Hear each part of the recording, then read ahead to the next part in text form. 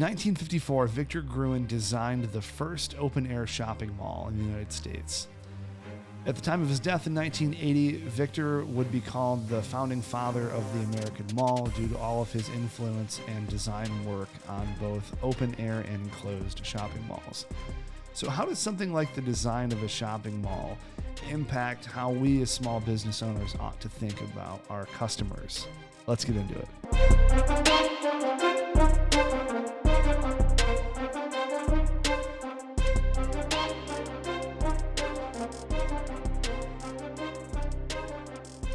Victor Gruen was an interesting individual. He immigrated to the United States in the early 1940s, and he began to learn more about architecture and design.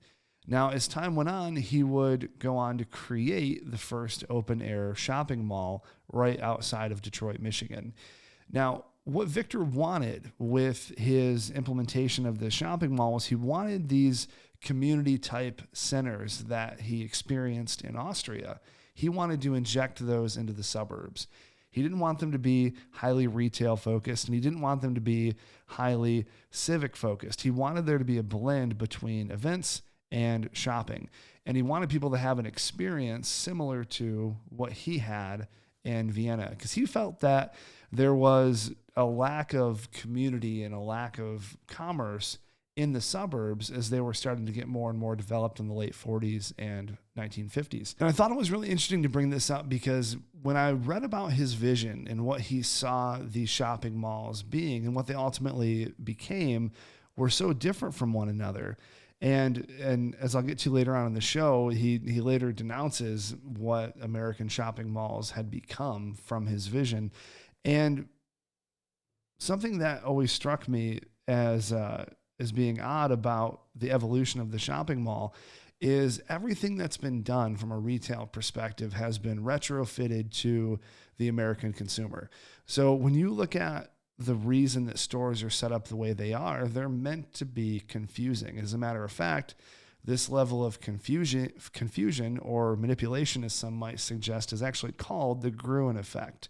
It's named after this designer. And while he never intended his shopping malls to be manipulative in practice, people certainly went on to change that.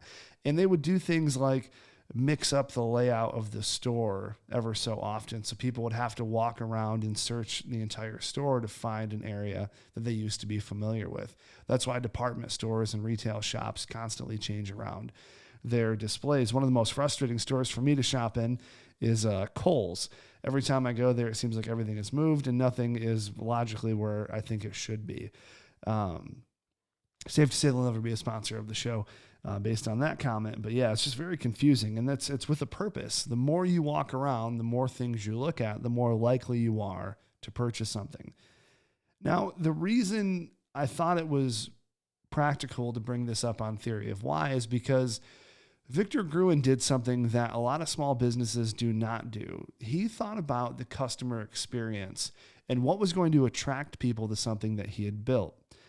Now, later on this week, I'm actually going to speak on a marketing panel on this very topic, which is going to be how small businesses should design their companies for client retention. Now, in the small business marketplace, especially young entrepreneurs, the first thing that you think about is, how do I get my first customer? Something that people don't think enough about is, how do I keep that customer? How do I ensure that they keep coming back? Whether you have a one-off product, let's say you're a retail shop and you have a constant influx of clothes and you're changing over for the seasons, how do you make sure that shoppers keep coming back to check out your new inventory? Or you might be in a business like mine where it's service-based and people sign up for monthly recurring services. So how do you make sure that people stay in those monthly recurring services? No matter which dynamic your business is placed in, you have to always think about customer retention. And one of the ways that people do that, what they start with is the actual product. And of course, it makes sense to ensure that your product is delivering as it should. But there's also something to be said for the process in which people discover your product. Because there's an endless amount of YouTube videos and self-help guides and books on how to make your product the best it can be, how to make it more efficient, how to make it hit harder for the client. how to make sure the effectiveness is at peak performance. There's all types of guides about those things, but I don't think we talk enough about how customers discover a new business or discover a new service. Now, in the internet age, there is a statistic that we monitor for all of our clients called a bounce rate. A bounce rate is determined by the number of people that go to a website and leave after seeing one page without clicking on anything. So typically a bounce rate is about 55%. That's average. It's just a general stat across all websites. It varies, of course, by genre. The reason we track bounce rate is we want to see how people respond to the content on a website and what they do when they see it. Do they click? Do they want to know more? Do they go to another page? Do they make a phone call? Do they fill out a web form? What are those things that they're doing? And the way that we track that is, through tools like Google Analytics.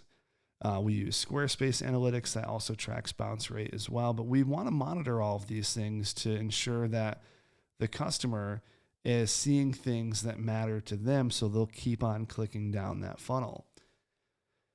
Now, that's how people go through websites. But what I want to talk about is a more practical perspective about how a client might interact with a business. So the example I like to use here is an electrician. So let's say you have an electrical company and you're mainly residential. You serve people in your community. Now, most new business, 90% actually starts on Google search. So odds are, if you're an electrician, most people are going to find you through Google search. Referral is up there as well in terms of market share, but when it comes to online search, Google owns about 90% of that traffic. So it's fair to say that someone is going to go to Google. Let's say you're in Detroit, you're going to type in electrician near me, and you're going to get a list of things that pop up. You're going to get websites, you're going to get map results, you're going to see reviews. And the key for your business is to be in all of those areas. You want to make sure your website ranks high for those terms that are appropriate for your business. And you're going to want to make sure that you have a healthy amount of reviews that are coming in so people can see your profile and they can interact with it. Here's a question really quick, Rob. Yeah. What about when you do that Google search and it shows you 50 electricians and there's 5 of them that start with an A?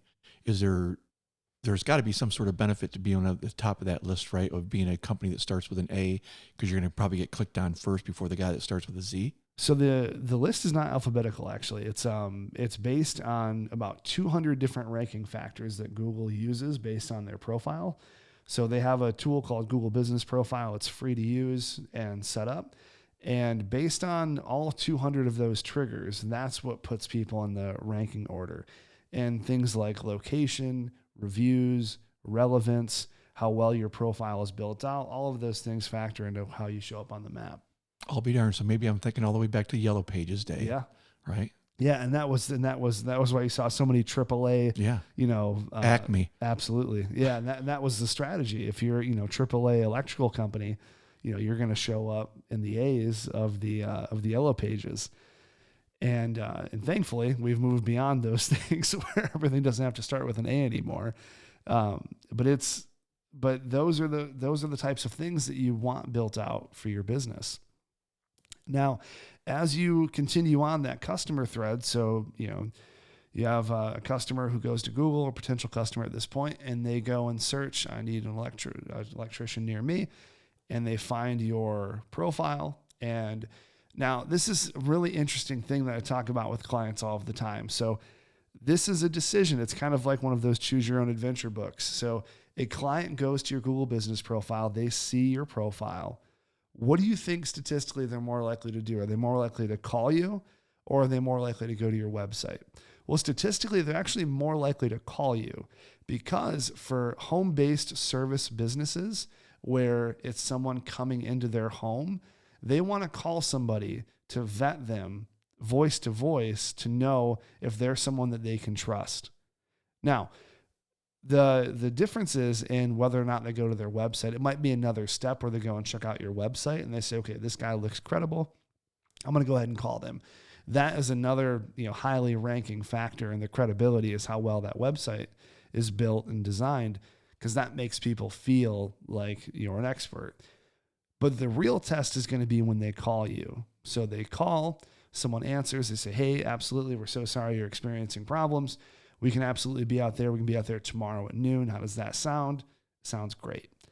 So then tomorrow at noon, the guy arrives, he fixes the problem, electrical socket, whatever, and, charge a reasonable price, and they're on their way.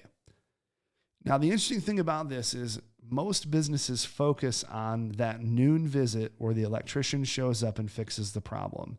All of the training, all of the company's, culture, ecosystem, everything is built around that visit. Almost nothing is built around what led to that visit. And that's what we help small businesses with a lot, is helping engineer that experience that the customer gets on their way to setting that first appointment.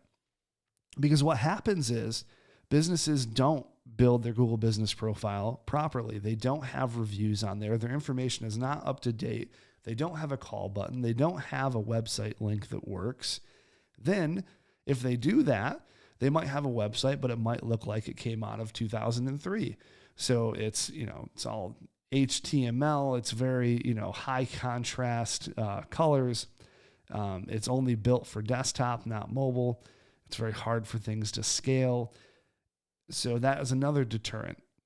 And then if someone does happen to call you, you have two different types of people who would answer the phone. You have someone who's kind, and then you have someone who, is very aggressive and rude.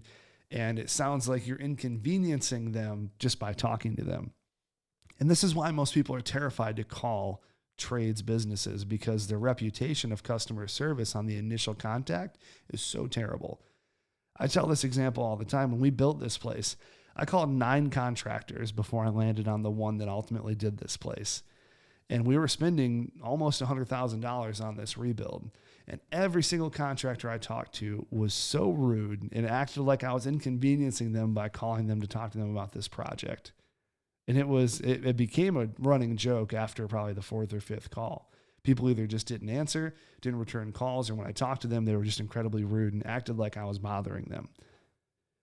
And then people want to be like, well, where's all my leads at? I don't have any leads coming in the door. And as a marketing company, that's where it gets really interesting, because you can send all the traffic you want to the business. But if they have someone at the front gate answering the calls or, talking to the client, and that's their first experience and it's poor, you're not going to convert.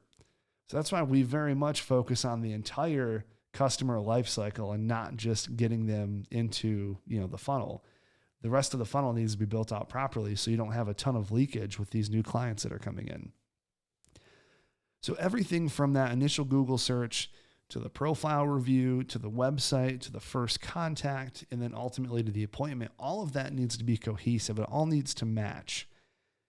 And going back to the example I gave with Victor Gruen, his idea was for these shopping centers to be a very cohesive, well-orchestrated experience for the consumer. That way they would continue going back. It felt like they were going home when they were leaving their house. And that never came to fruition in his time. And as a matter of fact, as time went on, the malls became more and more retail and commerce focused and less community focused. And it led to him disavowing malls in general with how they had changed over time from what he initially envisioned and designed to what they became in the late 70s and early 80s. And that's a really interesting thing to think about for small businesses and how things can get out of control as you grow and scale. Some of the things that made your business successful, you might leave those things behind as you scale in the name of success, because you don't think to bring those things with you. And a really good motto to live by is what got you there needs to persevere you through to the next stage. It can't just be, we built this company on trust and being ethical and, being really caring. And then once we hit a certain level of success, things started to change. We started to manipulate the customer and take advantage of them and confuse them. And that's what Victor felt was happening with the shopping malls. It was more built on customer manipulation than actual service.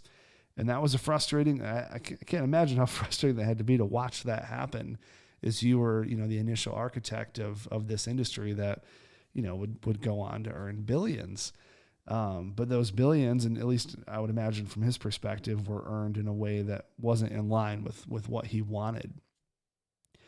So if you think about your company and you think about every single access point that somebody has to reach you, all of that needs to be cohesive. All of that needs to be on brand in your vision, in alignment with the mission of your company.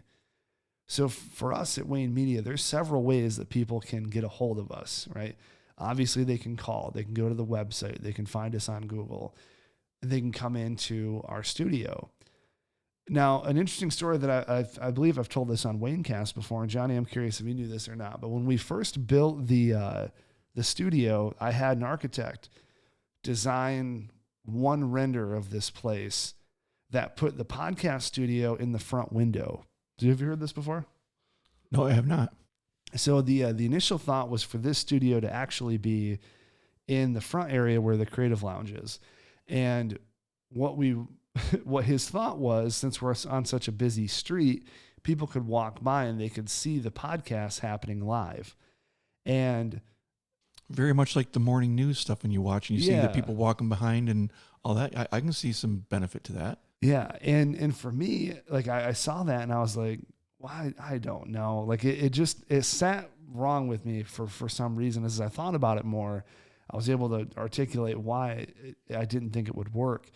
And there was even another person who was on my team at the time who was like, yeah, we should have TVs on Main Street that are, with sound that are playing the podcasts as they're happening in the studio live. And like all of this just didn't seem right to me. And as I was thinking about it more, I was like, you know what? The reason I don't like the idea of like the TVs being on Main Street and people being able to watch is because when you do a podcast, 99% of our shows are not live. We rarely do a live show here. It's all done and then it's cut in post-production and then released at a later date.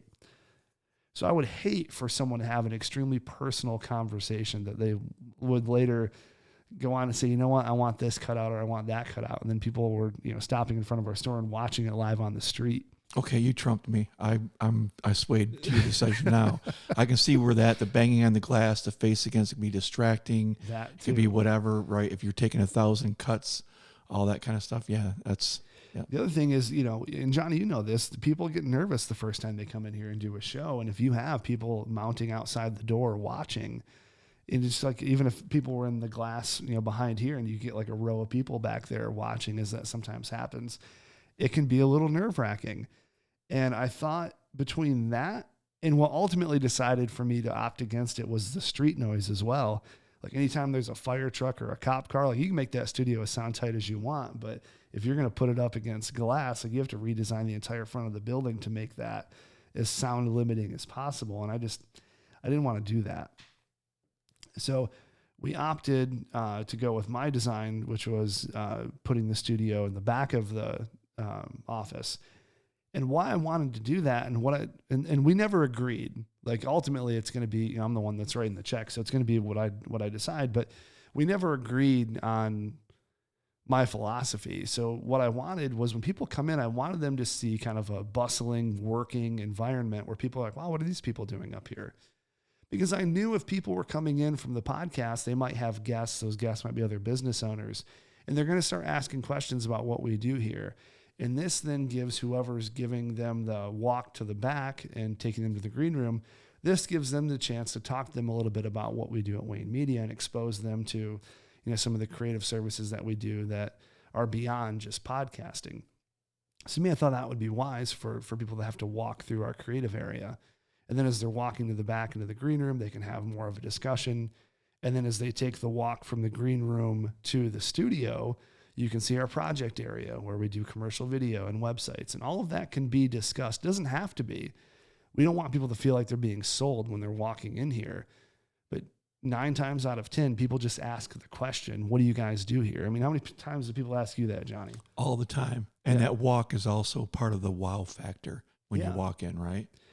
Exactly. And that was something, because I did the design of the building and Beth did all the interiors. So everything that's here, all the 1920s pieces, like that was all Beth.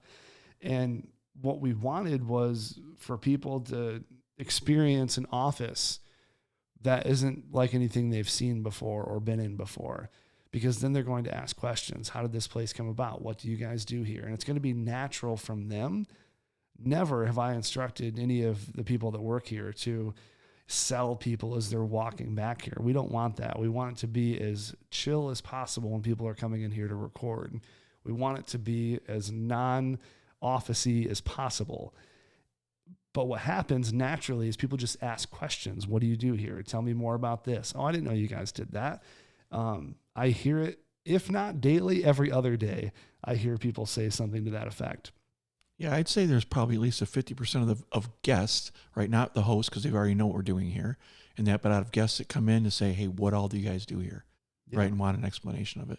Yeah, and that was the purpose. I wanted it to be as passive as possible, because in that passivity is a relationship that's being built. No one's being sold. It's not like you're walking into a car dealership, or a high pressure sales place. There's none of that. We want our guests to be relaxed and chill, and we want those things to happen naturally. But all of that, from the design of this place to the layout of the departments, all of that was built with a purpose. And it was built for that purpose, so people could relax and, be in a space that they've probably never experienced before. And also, would ask questions that might provoke them to learn more about what we do. And if it's a great fit, they might become a client as well. And we've gotten several clients just from people bringing other people in here. It happened the other day. Another meeting was set just based on that alone.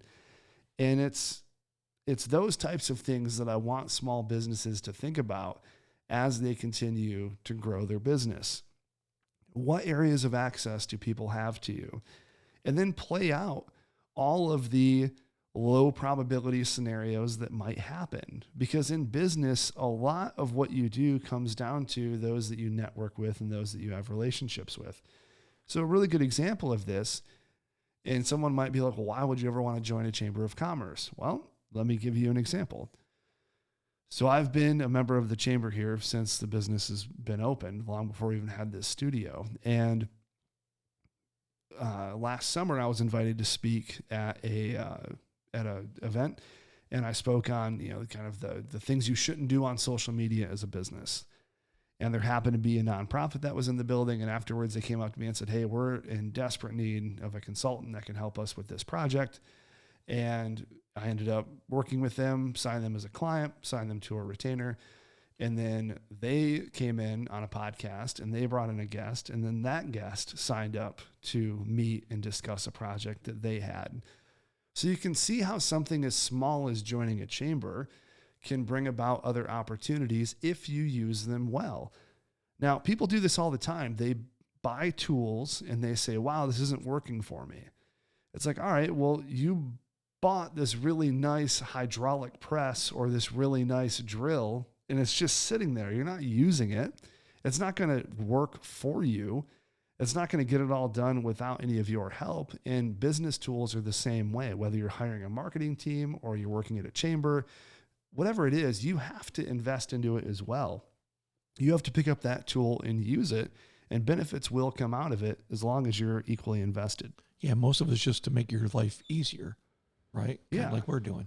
Yeah, it's automation. It's can this tool help me do something more efficiently than what I was doing before? But it's never going to take over 100% for you. It just doesn't. Nothing works that way. I think a lot of people miss that when they think about these tools that are going to make their life easier. I find it astonishing that people are like, they might complain about like laundry. Well, 200 years ago, or well before that even, we didn't have washers and dryers. All that stuff was done by hand. And even now we have these machines that do all of this for us, but you still have to have the person take it out and put it in and fold it and put it away. Like there's no machine for that, but we've developed so many efficiencies on things with household chores. We still find a level to complain about it. And it's it's never going to be a situation where you can just sit down and not do anything and everything is done for you. There's always going to be a level of work to everything, whether it's at home or in business. And your job, specifically as a business owner, is to figure out what efficiencies work best for you, how your team can complement them, and how you can package all of that together to give an excellent, cohesive experience to the end user, who's ultimately going to be your customer. So going back to Victor Gruen, so he gave a speech in London in 1978, and he said, and I quote, "I refuse to pay alimony for those bastard developments. They destroyed our cities." Now, what he was talking about was how these shopping malls took Gruen's ideas and designs and then went on to change them into what he saw as manipulating the customers into staying longer, buying more, and it was less on the community and more on the dollar. And it's really interesting to see how that's played out as shopping malls are disappearing across the country. And I wonder if some of that has to do with there being an imbalance with retail and community. And obviously there's other variables as well, such as the .com boom and things going to, home services, and you can get boxes of clothes shipped to you now. You can try them on and then ship them back. So there's obviously other factors as well. But I think even now, as we're here in downtown Brighton, like there's something to be said for a community that has shopping and civic events and dining. And there's something much more, at least beneficial to me, about there being a community approach with all of those things working together in cohesion. And I think that's what Gruen's ultimate vision was, is to have all of these things playing together and not one thing dominating over the other. And to me, at least in some part, I think that's why shopping malls don't exist, at least at the same volume and usage as they did even 15 years ago. Yeah, I think it all draws back to the experience.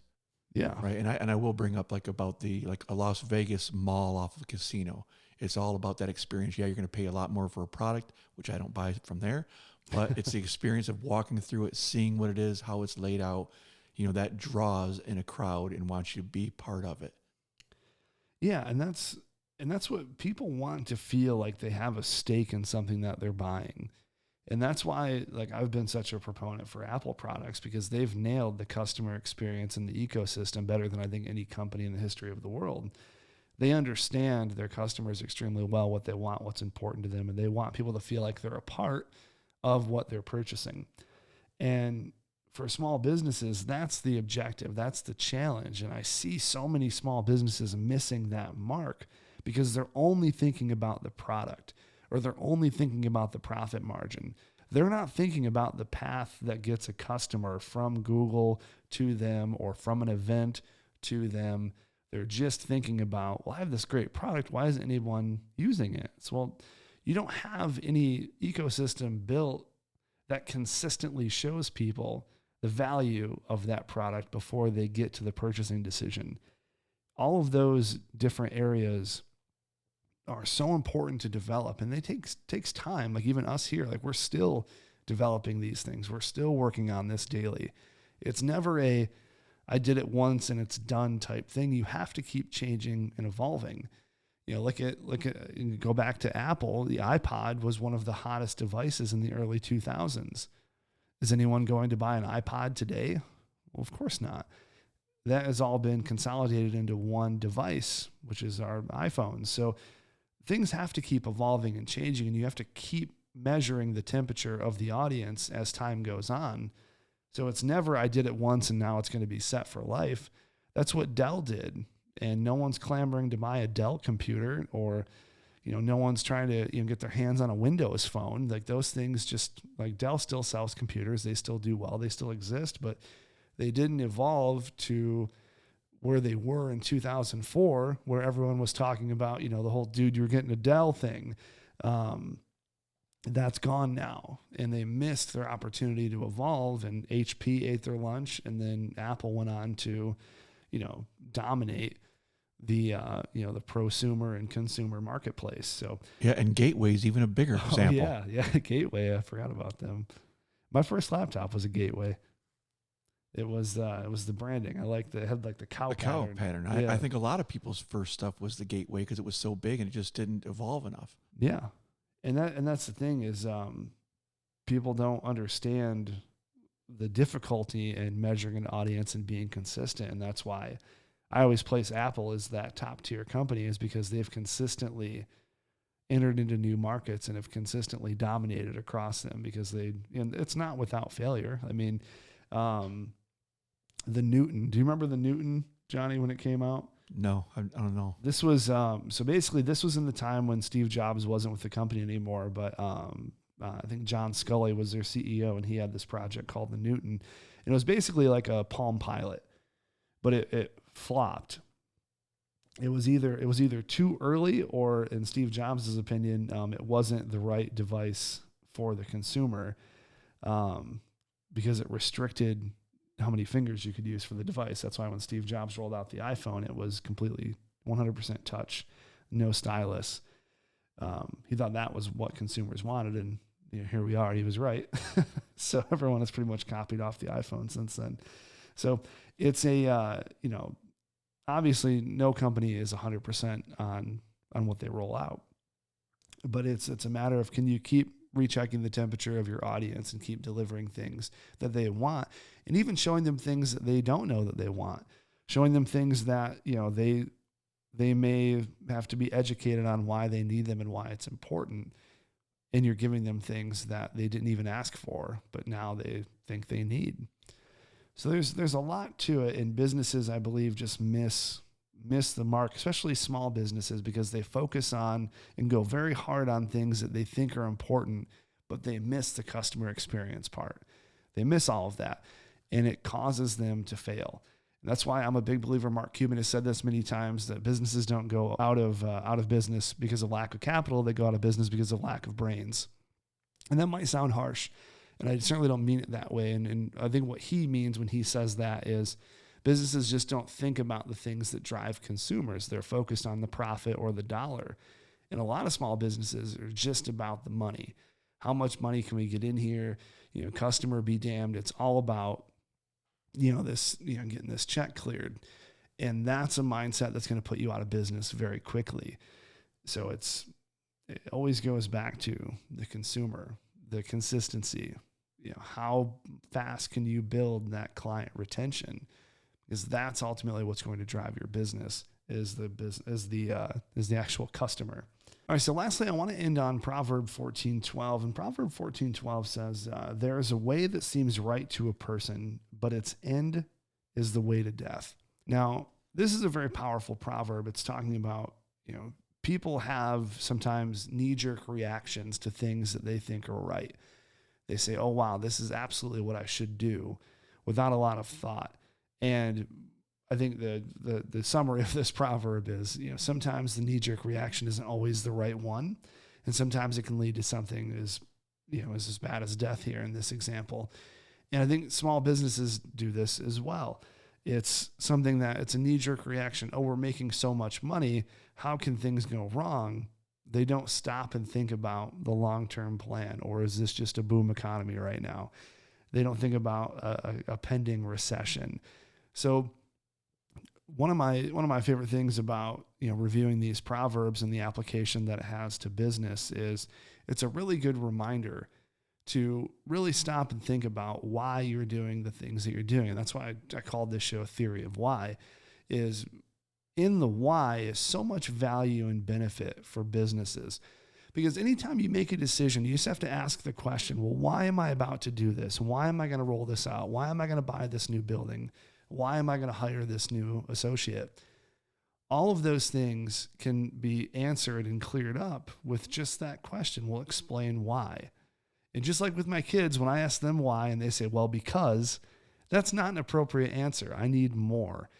So it's a very good exercise anytime you have a decision to think about, why are you going to do it?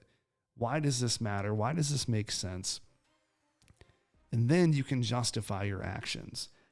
And in this proverb, there's a way that seems right to a person.